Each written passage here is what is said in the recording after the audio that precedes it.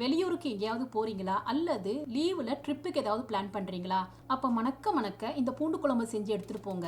இந்த பூண்டு குழம்பு சீக்கிரத்துல கெட்டே போகாது.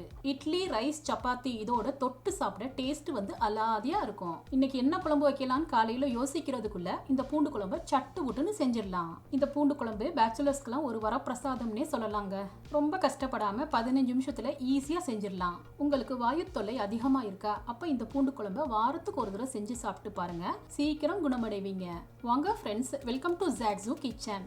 ஃப்ரெண்ட்ஸ், இந்த வீடியோ உங்களுக்கு பிடிச்சிருந்ததுன்னா லைக் பண்ணி, ஷேர் பண்ணி, சப்ஸ்கிரைப் பண்ணிக்கோங்க. இந்த பூண்டு குழம்புக்கு சில மசாலா பொருட்களை வறுத்தரைச்சு தான் செய்ய போறோம். அடுப்புல ஒரு கடாயை வச்சுட்டு அதுல 1.5 டீஸ்பூன் வந்து நல்லெண்ணெய் சேர்த்துக்கணும். எண்ணெய் சூடானதும் சீரகம் 1 டீஸ்பூன், மிளகு 1 டீஸ்பூன் சேர்த்துட்டு இது நல்லா பொரிய வச்சுக்கணும். மிளகு சீரகம் பொரிஞ்சிருச்சு. இப்போ இதுல 10 பல்லு பூண்டு, 10 பல்லு சின்ன வெங்காயம் சேர்த்துக்கணும். கூடவே கொஞ்சம் கருவேப்பிலையும் சேர்த்துட்டு அடுப்பை வந்து லோ டு மீடியம் ஃப்ளேம்ல வச்சுட்டு இதை 2 நிமிஷத்துக்கு நல்லா வதக்கிக்கணும். இப்போ இது எல்லாமே நல்லா வதங்கிருச்சு பாருங்க. இப்போ இதுல 2 சின்ன சைஸ் தக்காளியை இந்த மாதிரி பொடியா கட் பண்ணிட்டு சேர்த்துக்கலாம். இப்போ நம்ம சேர்த்துருக்கிற தக்காளி வந்து நல்லா மசிய வேகிற அளவுக்கு அடுப்பை வந்து லோ ஃப்ளேம்ல வச்சுட்டு ஒரு 3 நிமிஷத்துக்கு இதை வந்து குக் பண்ணிக்கலாம். நம்ம அப்பப்போ இடையில இந்த மாதிரி கலந்து விட்டுக்கணும். இப்போ கொஞ்ச நேரத்திலேயே தக்காளி வந்து நல்லா மசிய வெந்துருச்சு. அடுப்பை வந்து லோ ஃப்ளேம்லேயே வச்சுட்டு மிளகாய் தூள் 1 டீஸ்பூன், நான் காஷ்மீரி மிளகாய் தூள் சேர்த்துருக்கேன். குழம்பு மிளகாய் தூள் 1 டீஸ்பூன் சேர்த்துக்கணும். இந்த மசாலாவை வெங்காய தக்காளியோட நல்லா சேர்த்து 1 நிமிஷத்துக்கு வதக்கிக்கலாம். இப்போ இந்த மசாலா வந்து ஆறுனதும் மிக்சி ஜாரில் சேர்த்துட்டு இதை வந்து நைஸாக பேஸ்ட்டாக அரைச்சி எடுத்துக்கணும். தேவைப்பட்டால் கொஞ்சம் தண்ணி சேர்த்துட்டு கூட அரைச்சிக்கோங்க. இந்த பேஸ்ட்டை நல்லா ஸ்மூத்தாக அரைச்சிட்டு வந்துட்டேன். இப்போதைக்கு இந்த பேஸ்ட்டை வந்து தனியாக எடுத்து வச்சிடலாம். இப்போ குழம்பு செய்கிறதுக்காக பேனில் வந்து 3 டேபிள் ஸ்பூன் நல்லெண்ணெய் சேர்த்துக்கிறேன். ஃப்ரெண்ட்ஸ், இந்த பூண்டு குழம்பை நல்லெண்ணெய் மட்டுமே சேர்த்து செஞ்சாதான் குழம்பு வந்து ரொம்ப டேஸ்ட்டாக இருக்கும். அடுப்பை வந்து லோ டு மீடியம் ஃப்ளேமில் வச்சுட்டு இப்போ இந்த நல்லெண்ணெயில் கடுகு, உளுத்தம் பருப்பு 1 டீஸ்பூன், சீரகம் 1 டீஸ்பூன், வெந்தயம் 1/4 டீஸ்பூன் சேர்த்துட்டு இது எல்லாத்தையுமே நல்லா பொரிய வச்சுக்கணும். இப்போ இது எல்லாமே நல்லா பொரிஞ்சிருச்சு. இப்போ இதில் 3/4 கப்பு நான் வந்து உரிச்ச பூண்டு சேர்த்துக்கிறேன். ஃப்ரெண்ட்ஸ், நம்ம செய்கிறது பூண்டு குழம்புங்கிறதுனால பூண்டை கொஞ்சம் அதிகமாக தான் சேர்த்து செய்யணும்.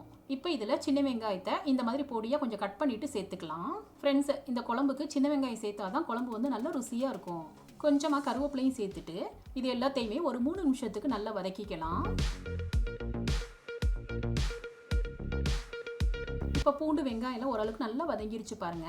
இப்போ அடுப்பை வந்து லோ ஃப்ளேமில் வச்சுட்டு மிளகாய்த்தூள் 1 டீஸ்பூன், நான் கலருக்காக காஷ்மீரி மிளகாய் தூள் சேர்த்துருக்கேன். மல்லித்தூள் 1/2 டீஸ்பூன், மஞ்சள் தூள் 1/2 டீஸ்பூன், கல் உப்பு 1 டேபிள் ஸ்பூன் சேர்த்துட்டு இது எல்லாத்தையுமே நல்லா கலந்து விட்டுக்கணும்.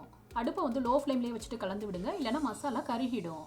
இப்போ இதில் நம்ம ஏற்கனவே அரைச்சி வச்சிருந்த வெங்காயம் தக்காளி பேஸ்ட்டை வந்து சேர்த்துக்கலாம். கைவிடாமல் நல்லா கலந்து விட்டுக்கணும். இந்த மசாலா வந்து கருகிடாமல் இருக்கிறதுக்காக மிக்சி ஜாரில் வந்து கொஞ்சமாக தண்ணி சேர்த்து அலசிட்டு இந்த தண்ணியை இப்போ இதில் சேர்த்துக்கலாம். இந்த தண்ணியோட மசாலா எல்லாத்தையுமே நல்லா கலந்து விட்டுக்கணும். நான் ஏற்கனவே எலுமிச்சம்பழ சைஸ் புளியை வந்து தண்ணியில் சேர்த்து ஊற வச்சுட்டு இந்த புளியை நல்லா கெட்டியாக கரைச்சி வச்சுட்டு இப்போ இந்த புளி கரைசலை இந்த குழம்போட சேர்த்துக்கிறேன். நம்ம அப்பப்போ இடையில இந்த மாதிரி கலந்து விட்டுக்கணும். இப்போ இதில் தேவைப்படுற அளவுக்கு கொஞ்சமாக தண்ணி சேர்த்துக்கலாம். நான் 1/2 கப்பு வரைக்கும் தண்ணி சேர்த்துட்டு நல்லா கலந்து விட்டுக்கிறேன். ஃப்ரெண்ட்ஸ், தண்ணி சேர்த்துட்டு நல்லா குழம்பு வந்து கொதிக்க வச்சாதான் குழம்புல மசாலாவோட பச்சை வாசம்லாம் போய் குழம்பு வந்து 2-3 நாளைக்கு கெட்டு போகாமல் இருக்கும். எனக்கு குழம்பு வந்து கெட்டியாக வேணுங்கிறதுக்காக நான் இந்த அளவுக்கு தண்ணி சேர்த்துருக்கேன். உங்களுக்கு குழம்பு தண்ணியாக வேணும்னா நீங்கள் இன்னும் கொஞ்சம் தாராளமாக தண்ணி சேர்த்துக்கலாம். இப்போ இந்த குழம்பை ஒரு மூடி போட்டு மூடிட்டு அடுப்பை வந்து லோ டு மீடியம் ஃப்ளேமில் வச்சுட்டு 5 நிமிஷத்துக்கு இந்த குழம்பு வந்து கொதிக்க வச்சுக்கலாம். இப்போ 5 நிமிஷம் ஆயிடுச்சு. குழம்பு நல்லா கொதிச்சுட்டு இருக்கு பாருங்க. குழம்புல மசாலாவோட பச்சை வாசம்லாம் போய் குழம்பு நல்லா திக்காயிட்டே இருக்கு. இப்போ இதில் 1 டீஸ்பூன் ஜாகரி, அதாவது வெல்லம் சேர்த்துக்கிறேன். இந்த வெல்லத்தை குழம்போட நல்லா கரைச்சி விட்டுக்கணும். ஃப்ரெண்ட்ஸ், இந்த குழம்புல வந்து நம்ம ஜாகரி சேர்க்குறப்போ குழம்பு வந்து ரொம்ப காரமாக இல்லாமல் அதோட டேஸ்ட் வந்து நல்ல மைல்டாக அந்த காரத்தை இந்த ஜாகரி வந்து பேலன்ஸ் பண்ணி கொடுக்கும். பூண்டு ஒரு 80% தான் வெந்திருக்கு. அதனால நம்ம வந்து மறுபடியும் லிட்டால கவர் பண்ணிட்டு அடுப்பை லோ ஃப்ளேமில் வச்சுட்டு இந்த குழம்பு வந்து ஒரு 4 நிமிஷத்துக்கு அப்படியே நம்ம சிம்ல வச்சிடலாம். இப்போ ஒரு 4 நிமிஷம் ஆயிடுச்சு. லிட்டை ஓப்பன் பண்ணிடலாம். நம்ம அடுப்பை வந்து சிம்லையே வச்சிருந்ததுனால குழம்புல வந்து நல்ல எண்ணெய் மேலே மிதந்து வந்திருக்கு பாருங்க. நம்ம இந்த குழம்புல நல்லெண்ணெய் சேர்த்துருக்கிறதுனால ரொம்ப நாளைக்கு இந்த குழம்பு வந்து கெட்டு போகாமல் இருக்கும். அதே சமயம் காரத்தையும் பேலன்ஸ் பண்ணி கொடுக்கும். பார்க்குறதுக்கே குழம்பு வந்து நல்ல டெம்டிங்காக இருக்குது பாருங்க. பூண்டு நல்லா வெந்திருக்கு.